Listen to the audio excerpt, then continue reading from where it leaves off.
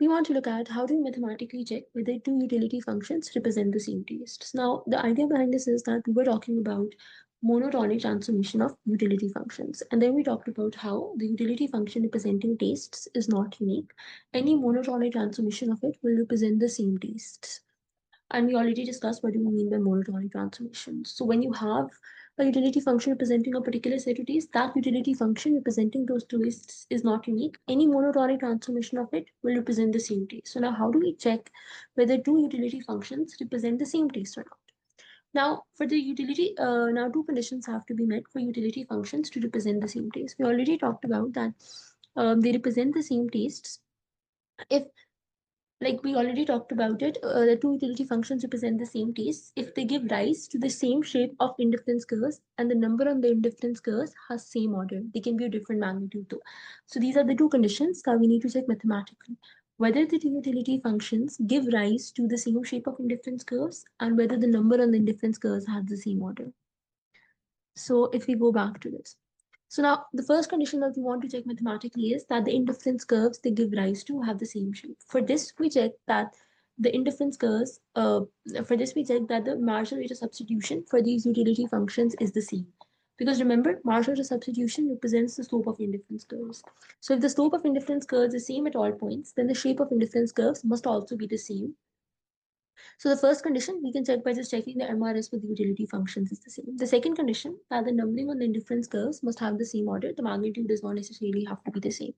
To check the ordering of numbers, what we do is we go back to our utility function and we check the direction of increasing utility. So mathematically, we can check the first condition by checking the MRS is the same, and we can check the second condition by checking the direction of increasing utility. So let's look at an example. So let's say we're given these two utility functions A and D, and you want to see whether they represent the same taste or not. The first step is let's check whether the MRS of these utility functions is the same. Because if it's the same, then they give rise to indifference curves that have the same shapes. So let's find MRS of A. Let's first just quickly recall how do we find MRS. So we know okay, MRS is minus partial u by partial x1 by partial u by partial x2. So if we want to find the MRS of A, so I'm just taking here in the numerator, which is we're just taking the derivative of our utility function with respect to x1, treating x2 as constant.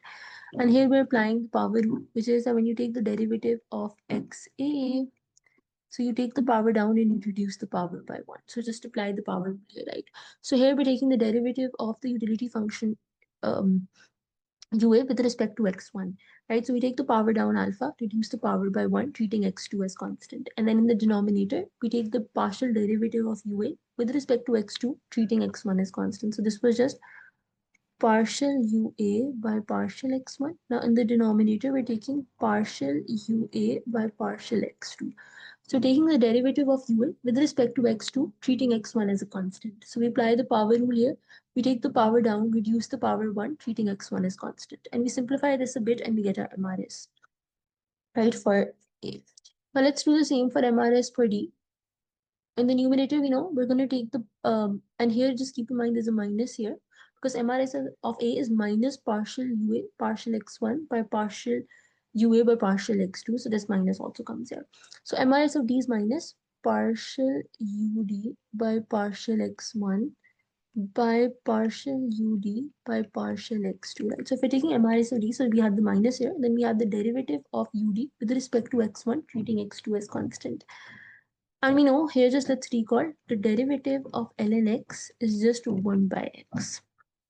So here we're taking the derivative of ud with respect to x1, treating x2 as constant. So this becomes alpha by beta, and ln x1's derivative becomes 1 by x1. And we're treating x2 as constant, so this the derivative of this just becomes 0. And then in the denominator, we take the derivative of ud with respect to x2, treating x1 as constant. So then the derivative of this just becomes 0, right? Because x1 is treated as constant, and ln x2's derivative becomes 1 by x2. And then you just simplify this a bit. So this is just a calculus, right?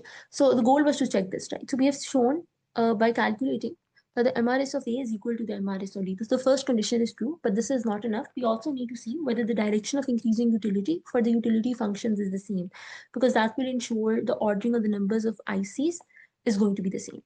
Now let's check the direction of increasing utility. For this, what we do is we go back to a utility function and we see that when does that in which direction does utility increase? What we can see is that for the UA, basically more of both x1 and x2 result in higher utility values, right? If I increase x1 and if I increase x2, we can clearly see from here x1 and x2, more of both x1 and x2 will result in high utility values for A. So for this, the utility increases in the northeast direction, right? Because if we are plotting x1 here, when we're plotting x2 here, and we're plotting x1 here, so more of both x1 and x2 result in high utility values, so utility increases in the northeast direction.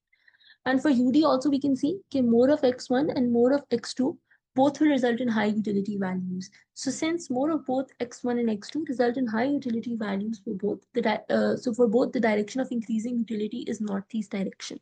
So both conditions are met. MRS of A is the MRS of the utility functions is the same and the direction of increasing utility is the same. Hence they represent the same tastes, right? Because and when you're looking at direction increasing utility, just look at in which direction is increasing utility. For UA, more of x1 and x2 result in high utility values, and for UD also more of x1 and x2 result in high utility values.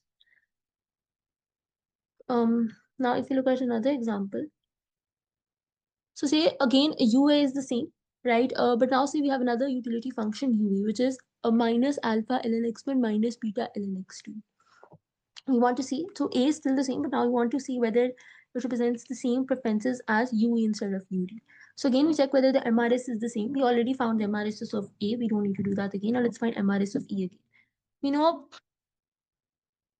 so the MRS of E is,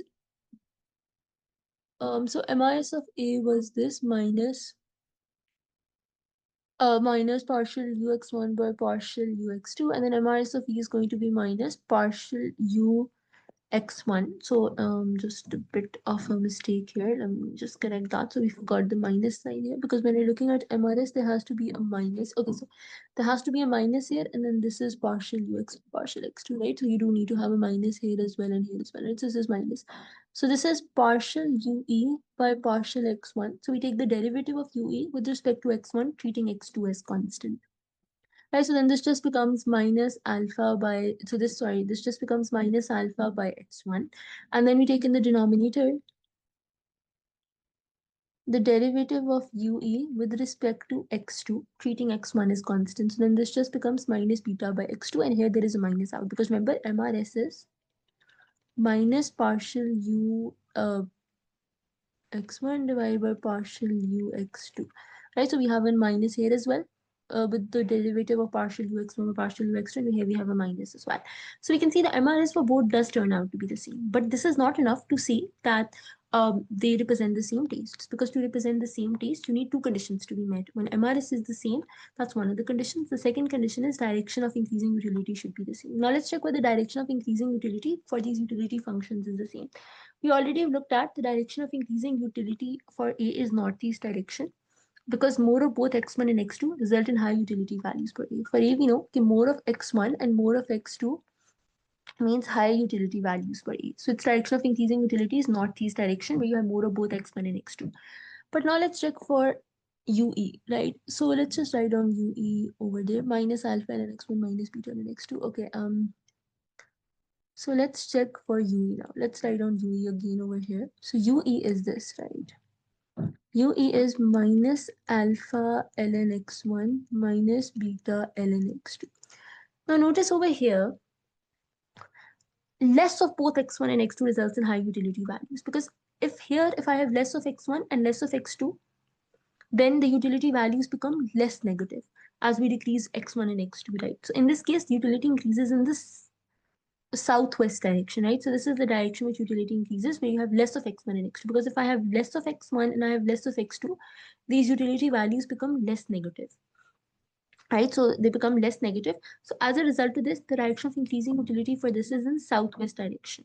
So since even though they have the same MRS, but because they don't have the same direction of increasing utility, they do not represent the same taste. Because for the same taste, you need to make sure the MRS is the same and direction of increasing utility is the same too.